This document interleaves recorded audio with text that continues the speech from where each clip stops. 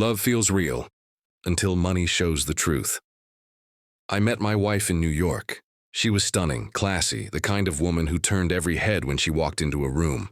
Me, I was the quiet guy who had just sold his software startup for $50 million. I never told her the number, but she knew I was successful. From the first dinner, she made me feel seen.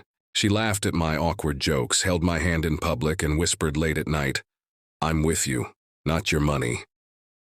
I wanted to believe her. I did believe her. Within a year, I proposed. The wedding was a dream, white roses, champagne, and 1,000 flashing cameras. But the dream shattered after 2 years of marriage. It began small.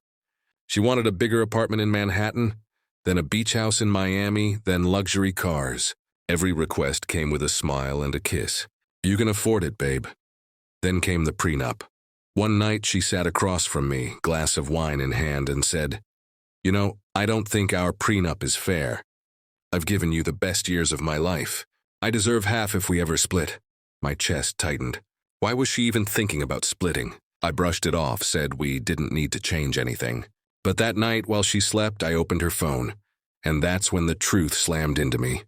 Messages, dozens of them, with her friends bragging about my money, screenshots of my accounts she secretly photographed. One message read, "He doesn't even realize I only married him for the lifestyle. Once I push him to rewrite the prenup, I'm set for life." My stomach churned. My hands shook. I had married a gold digger. But instead of confronting her, I played the long game. I pretended to agree with her, smiled, nodded, even told her we could talk about revising the prenup. She thought she was winning. Meanwhile, I started moving assets, slowly, quietly. I shifted ownership of properties into trusts, transferred investments under holding companies. The fortune she thought was sitting in my name vanished like smoke into a maze of legal walls she could never break. Then, on our anniversary, I sprung the trap. We were sitting at dinner, candles flickering. She raised a glass and said, "To us, to our future." I leaned forward and whispered, "Funny you say that, because I know why you really married me." Her smile froze, her face drained of color. I slid her phone across the table, the one I had cloned weeks ago. Every message, every screenshot, every word of betrayal. Her hands shook. "It's not what it looks like," she stammered, but I didn't argue. I simply dropped the divorce papers in front of her. She thought she'd walk away rich. But when the lawyers finished, she got nothing.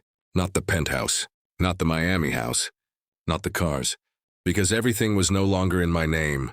She screamed in court, called me manipulative, heartless. But the judge didn't care. Paperwork doesn't lie. The woman who said she deserved half my fortune walked out with nothing but her designer bags. And the fortune she thought she'd secured? Untouchable. Now I live peacefully. My wealth grows. My circle is smaller but real. And her? I heard she's back in the dating scene looking for another rich guy. But this time, everyone knows her story. She's not the glamorous wife anymore. She's just another cautionary tale whispered at cocktail parties. Here's the truth. Betrayal doesn't always come from enemies. Sometimes it comes from the person who kisses you goodnight. But if you're smart, if you're prepared, their greed becomes their downfall. So if this story shook you, don't just listen. Subscribe now, because the next betrayal I tell will leave you speechless. Stay sharp. Stay ruthless.